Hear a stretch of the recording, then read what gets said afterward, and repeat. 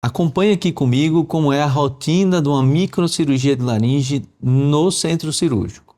Meu nome é Daniel Dávila, sou médico otorrinolaringologista, atendo presencialmente aqui em Aracaju e também por teleconsulta. Para mais informações, os contatos estão aqui na descrição.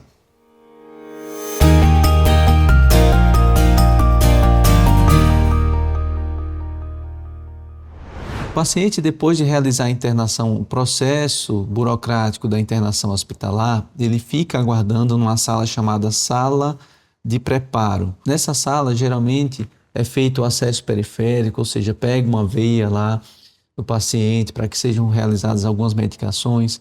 Nesse momento, se o paciente tiver um padrão assim de ser um pouco mais ansioso, mais nervoso, já é possível aplicar medicações sedativas naquele momento, tá? Para que ele fique mais calmo e já comece a entrar num processo ali de dormir, fica um pouco mais sonolento. E muitas vezes essas medicações têm um excelente efeito amnésico, ou seja, eles terminam tirando a memória do paciente daquele momento de tensão pré-cirúrgico. Uma vez toda a equipe está pronta na sala de cirurgia, com todos os medicamentos anestésicos revisados, todos os equipamentos de microscópio, o rack de vídeo, os equipamentos de vídeo, endoscopia estão todos revisados e tudo ok, a gente pede que esse paciente se encaminhe para a sala de cirurgia. Dentro da sala de cirurgia é realizada toda a monitorização do paciente. Coloca os eletrodos do eletrocardiograma, faz a oximetria de pulso, que são os dados básicos mais importantes durante o procedimento cirúrgico. Tem pacientes que precisam daquele aparelhinho chamado BIS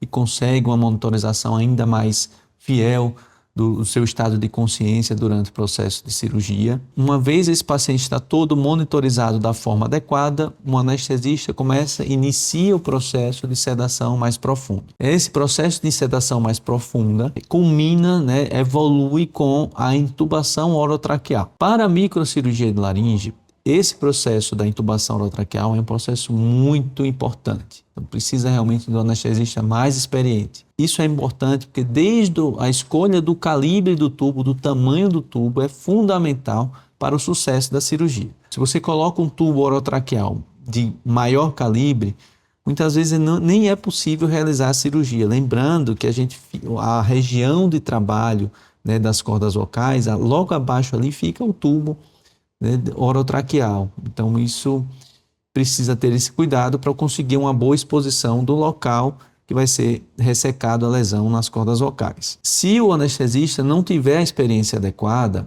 ele vai passar o tubo naquela região e a própria passagem do tubo já pode arrancar ou machucar a região das cordas vocais. Então tem que ter muito cuidado, nesse tipo de cirurgia, em especial não só no calibre, mas na hora da passagem do tubo através das pregas vocais, para não machucar o local da cirurgia e às vezes até por acidente, pode ser que tenha uma retirada da lesão inadvertidamente, que seria uma situação bastante delicada. Uma vez o paciente é intubado, está em sedação profunda, então a partir desse momento ele não vê, não sente mais nada, o cirurgião se encaminha para fazer a antisepsia, certo? Então a gente faz toda a higiene das mãos, dos braços, e é nesse momento que a gente faz esse processo de desinfecção para poder colocar a roupa cirúrgica lá já na sala de cirurgia. Uma vez a gente coloca a roupa cirúrgica, o paciente também é feito o processo de antisepsia. A gente passa geralmente a clorexidina aquosa na região da boca, do pescoço, do nariz. Então a região que vai ficar exposta durante a cirurgia, a gente termina fazendo essa limpeza para diminuir o risco de infecção no pós-operatório. Só lembrando que a clorexidina é uma substância antisséptica, tem um efeito, um poder bactericida importante para prevenir infecções no pós-operatório. Uma vez realizada a antisepsia do paciente, é colocado os campos cirúrgicos. E essa região, geralmente do nariz, da boca e do pescoço, ela fica um pouco exposta para que a gente consiga realizar todo o processo cirúrgico. O primeiro passo da microcirurgia de laringe é a realização da laringoscopia de suspensão. O que é essa laringoscopia de suspensão? Vai um tubo de ferro mais longo que vai comunicar a região da boca até essa região das cordas vocais. Nesse caso especificamente, nós tivemos uma certa dificuldade para conseguir fazer a laringoscopia de suspensão, porque o paciente tinha alguns fatores já, né, conhecidos antes da cirurgia, de dificuldade de expor a laringe lá nessa região para expor as cordas vocais. Por exemplo, o paciente tinha os dentes mais protusos, era um paciente mais dentuço, tinha um queixo um pouco mais para dentro, era retrognata, a base de língua lá atrás terminava dificultando também a passagem do laringoscópio. Então, a gente precisou usar o laringoscópio de menor calibre para conseguir expor a região das cordas vocais para iniciar o processo cirúrgico em si. Uma vez conseguimos uma boa exposição, o primeiro passo é passar as câmeras rígidas, os endoscópios rígidos, chamada endoscopia rígida.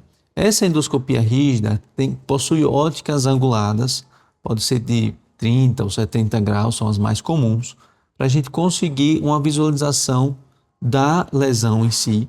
Nesse caso, é uma lesão com forte suspeita de câncer, né? De carcinoma invasivo. E a gente precisa fazer um estadiamento intraoperatório, ou seja, saber exatamente em que região essa lesão está na corda vocal. Se é de um lado só, se é do lado direito, se é do lado esquerdo, se pega a região subglótica, se pega mais supraglótica. Então é um momento importante da cirurgia para realizar esse estadiamento intraoperatório. No caso desse paciente, após a retirada do endoscópio rígido, a gente posiciona o microscópio para conseguir uma amplificação adequada daquela região das cordas vocais e aí sim iniciamos a ressecção da lesão.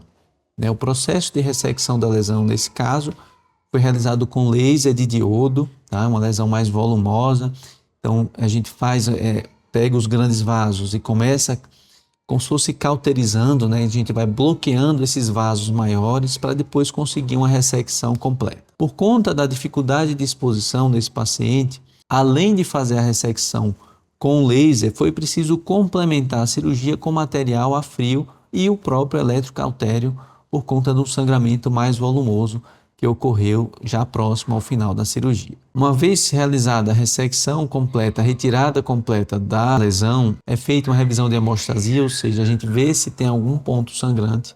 Especificamente nesse paciente deu um pouco mais trabalho, que a lesão era bem volumosa, bem vascularizada. E a gente coloca alguns algodões embebida adrenalina, usa o eletrocautério, o aspirador cautério ou eletrocautério para conseguir conter o sangramento, né? Fazer aquela camada, aquela crosta de cauterização ali no local, tá? E uma vez terminou e vi que está tudo bem, a gente passa novamente, retira o microscópio, passa novamente as câmeras rígidas, os endoscópios rígidos, para conseguir, né, verificar se a lesão toda saiu por completo, né, e ver se tem algum ponto sangrante que ainda não foi contido ali naquela região. Terminou o processo, garantiu a ressecção completa da lesão, a gente retira esse laringoscópio de suspensão e eu aviso ao anestesista que ele pode já cortar o paciente. É realizada algumas medicações para reverter a anestesia e o paciente começa a ter alguns estímulos de superficialização da anestesia. E é nesse momento, como ele já começa a reagir, né, começa a se acordar, que o próprio anestesista faz a retirada do tubo orotraqueal e o paciente fica em ventilação espontânea, ou seja, respirando sem ajuda de tubo. Esse é um momento mais crítico, né, um momento que exige muita atenção e aqueles próximos minutos com supervisão direta do anestesista é fundamental para saber se o paciente está apto ou não para ser levado para a sala de recuperação pós-anestésica, a famosa RPA, né? Sala de recuperação pós-anestésica. E esse paciente, estando tudo bem, ele é direcionado para essa sala de recuperação, fica mais ou menos aí 1 hora, 40 minutos a 1 hora nessa sala de recuperação, ainda monitorizado com a equipe lá de retaguarda, observando seus dados vitais, e uma vez ficando tudo bem, esse paciente bem acordado, com os dados vitais adequados, esse paciente é direcionado para o seu quarto ou enfermaria para ter o contato novamente com seus familiares. Reforçando que para a microcirurgia de laringe, a gente precisa ter não só os equipamentos adequados, mas a gente precisa ter uma equipe experiente. Um cirurgião, né, algumas vezes é preciso de um cirurgião auxiliar, outras não. Um instrumentador ou instrumentadora, e um anestesista experiente. Essa é a equipe básica, digamos assim, para a realização desse tipo de cirurgia, tá? Em alguns casos, pode-se lançar mão também da que a gente chama de biópsia de congelação. Então, precisa, além disso, ter uma estrutura para ter um patologista de sobreaviso no hospital ou dentro do centro cirúrgico. A gente manda algumas amostras do que foi retirado no momento da cirurgia para o patologista dizer se tem indícios ou não de malignidade naquela lesão. Isso pode direcionar se a gente faz uma cirurgia mais agressiva ou menos agressiva, por exemplo, mas não é sempre que a gente tem disponível esse recurso da biópsia de congelação. Gostou desse conteúdo? Fique atento que tem outro vídeo aqui que vai lhe ajudar a esclarecer várias outras dúvidas.